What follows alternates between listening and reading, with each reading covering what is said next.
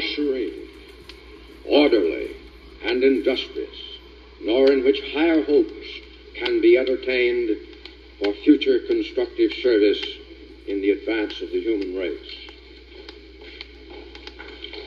Of our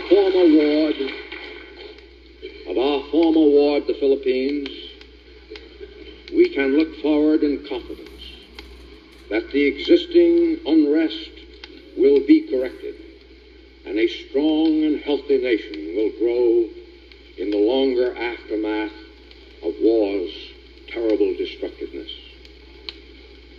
We must be patient and understanding and never fail them, as in our hour of need they did not fail us.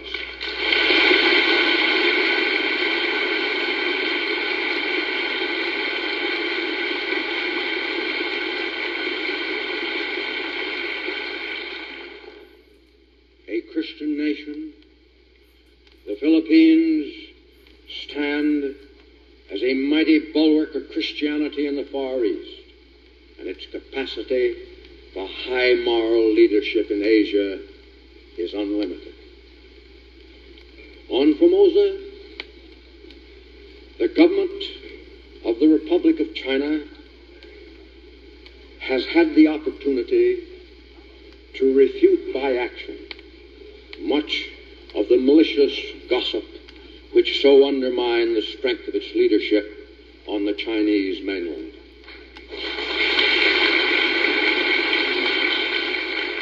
The Formosan people are receiving a just and enlightened administration with majority representation on the organs of government, and politically, economically, and socially, they appear to be advancing along sound and constructive lines. With this brief insight into the surrounding areas, I now turn to the Korean conflict. While I was not consulted prior to the President's decision to intervene in support of the Republic of Korea, that decision, from a military standpoint, proved a sound one, as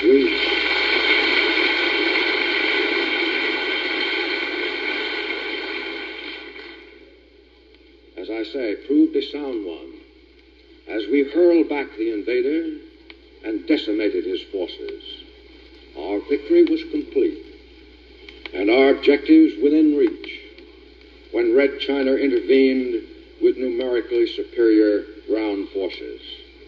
This created a new war and an entirely new situation, a situation not contemplated when our forces were committed against the North Korean invaders, a situation which called for new decisions in the diplomatic sphere to permit the realistic adjustment of military strategy.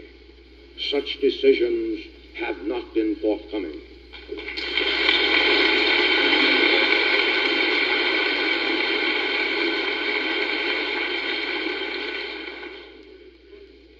While no man in his right mind would advocate sending our ground forces into continental China, and such was never given a thought, the new situation did urgently demand a drastic revision of strategic planning if our political aim was to defeat this new enemy as we had defeated the old.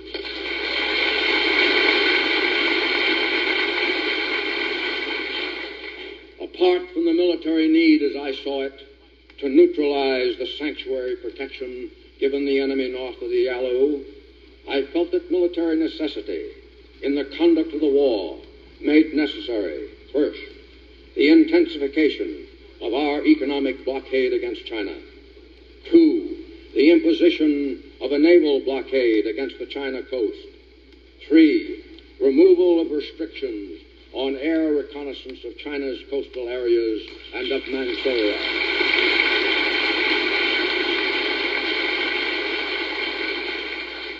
Four, removal of restrictions on the forces of the Republic of China on Formosa with logistical support to contribute to their effective operations against the common enemy.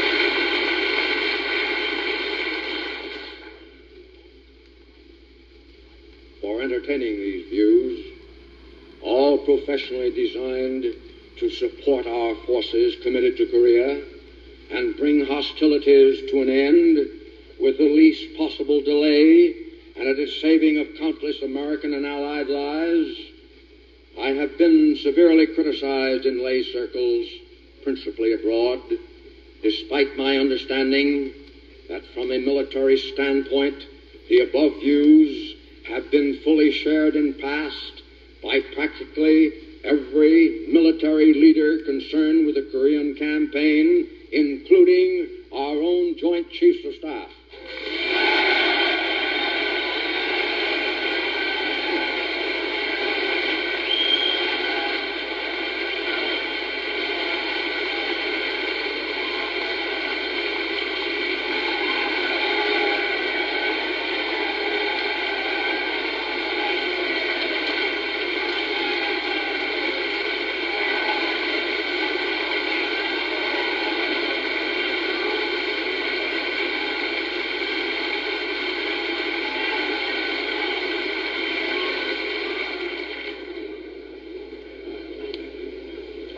I called for reinforcements, but was informed that reinforcements were not available.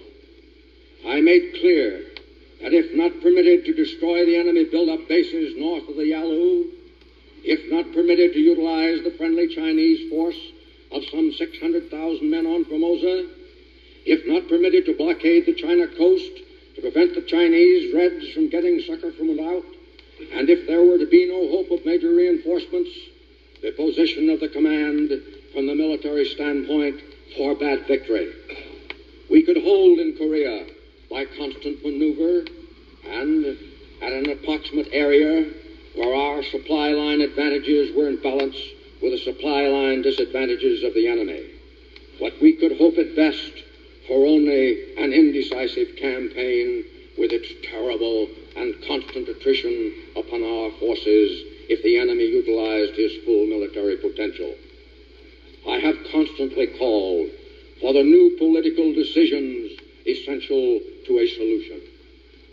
Efforts have been made to distort my position. It has been said in effect that I was a warmonger. Nothing could be further from the truth.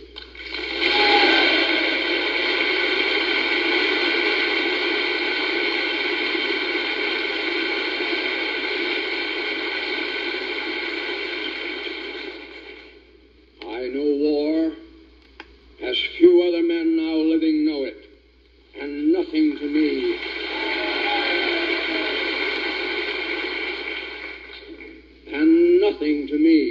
is more revolting.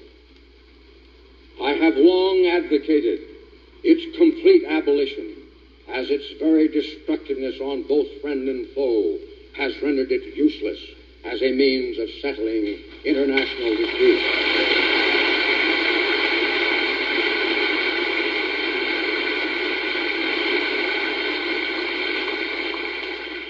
Indeed, on the second day of September 1945, just following the surrender of the Japanese nation on the battleship Missouri, I formally cautioned as follows.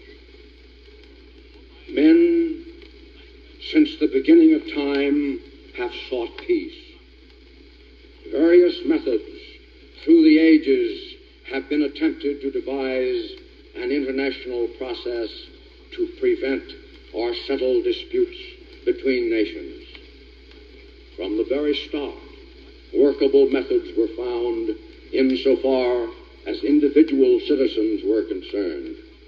But the mechanics of an instrumentality of larger international scope have never been successful. Military alliances, balances of power, leagues of nations, all in turn failed, leaving the only path to be by way of the crucible of war. The utter destructiveness of war now blots out this alternative. We have had our last chance. If we will not devise some greater and more equitable system, Armageddon will be at our door. The problem basically is theological and involves a spiritual recrudescent and improvement of human character that will synchronize with our almost matchless advances in science, art, literature, and all material and cultural developments of the past 2,000 years. It must be of the spirit if we are to save the flesh.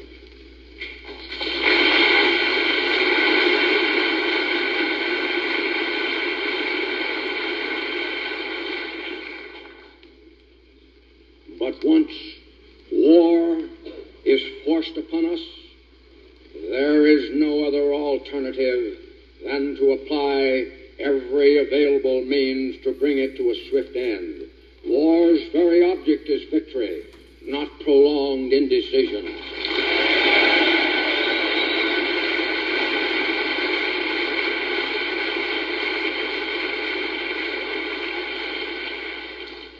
In war, there is no substitute for victory.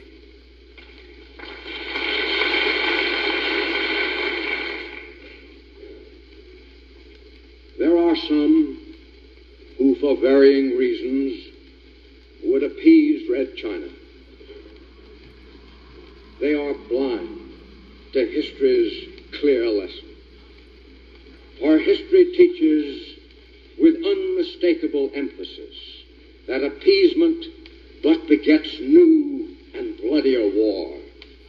It points to no single instance where this end has justified that means, where appeasement has led to more than a sham peace. Like blackmail, it lays the basis for new and successively greater demands until, as in blackmail, violence becomes the only other alternative. Why, my soldiers asked of me, surrender military advantages to an enemy in the field? I could not answer.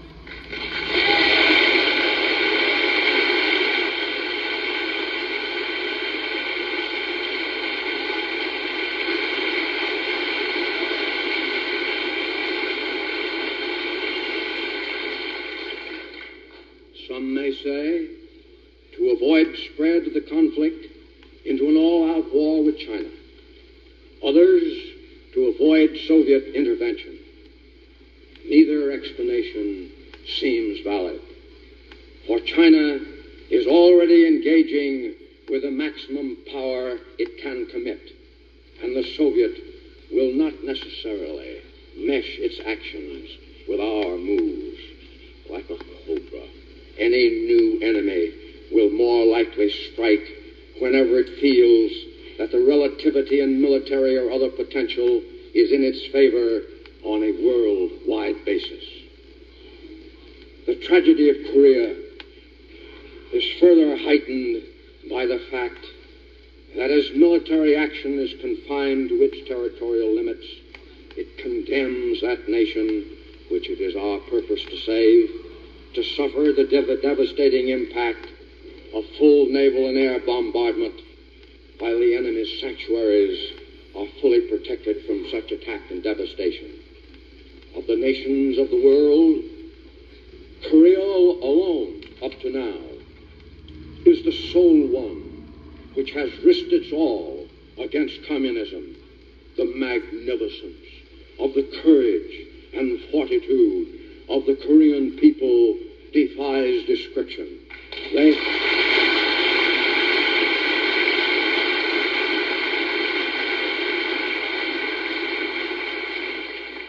They have chosen to risk death rather than slavery. Their last words to me were, "Don't scuttle the Pacific."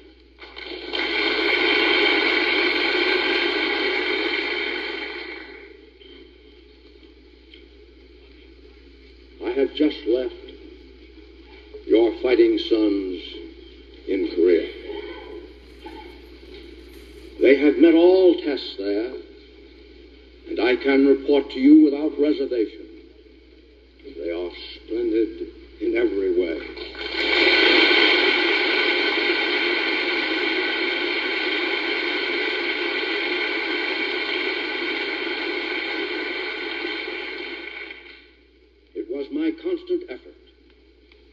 preserve them and end this savage conflict honorably and with the least loss of time and a minimum sacrifice of life. Its growing bloodshed has caused me the deepest anguish and anxiety. Those gallant men will remain often in my thoughts and in my prayers always.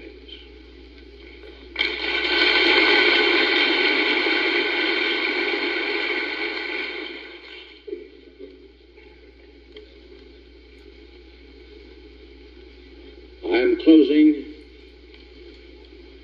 my 52 years of military service.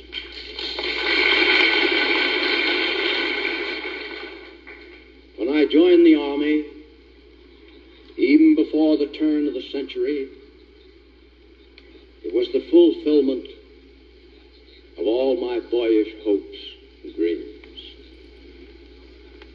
The world has turned over many times since I took the oath on the plain at West Point, and the hopes and dreams have long since vanished. But I still remember the refrain of one of the most popular barrack ballads of that day, which proclaimed most proudly that old soldiers never die. They just fade away. And like the old soldier of that ballad, I now close my military career and just fade away. An old soldier who tried to do his duty as God gave him the life